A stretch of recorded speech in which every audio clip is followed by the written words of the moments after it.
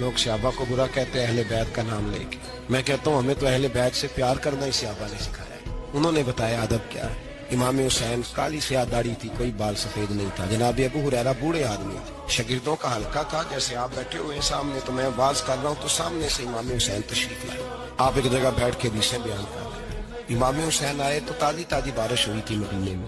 چھوٹے چھوٹے حوض پانی کے بنے ہوئے تھے, چھوٹے چھوٹے جو گہری جگہ ہوتی ہے نا, پانی بھر جاتا ہے. تو حضرت امام حسین جیسے ہی زمین پہ پیر رکھا تو پانی کے حوض میں آپ کا پیر چلا گیا, کیچڑ لگ گئی. حضرت ابو ہریرہ دیکھ رہے تھے, وہ اٹھے, دوڑے گئے اور پھر جا کے اپنے سر سے پگڑی کھولی اور پھر امام حسین کا پیر جیسے ہی صاف کیا تو امام حسین نے پیچھے کیا, کہا حضور آپ بوڑھے ہیں, میں جوان ہوں, آپ میرے لیے عزت کے قابل ہیں, میرے نانا جان کے آپ غلام ہیں, یہ آپ کیا کر رہے ہیں. سیدنا ابو ہریرہ رضی اللہ تعالیٰ انہوں نے پیر چھوڑا نہیں, زور سے پکڑ لیا, رونے لگے, کہنے لگے حسین تجھے نہیں دیکھ رہا, میں تو محمد عربی کی نسبت کو دیکھ رہا ہوں.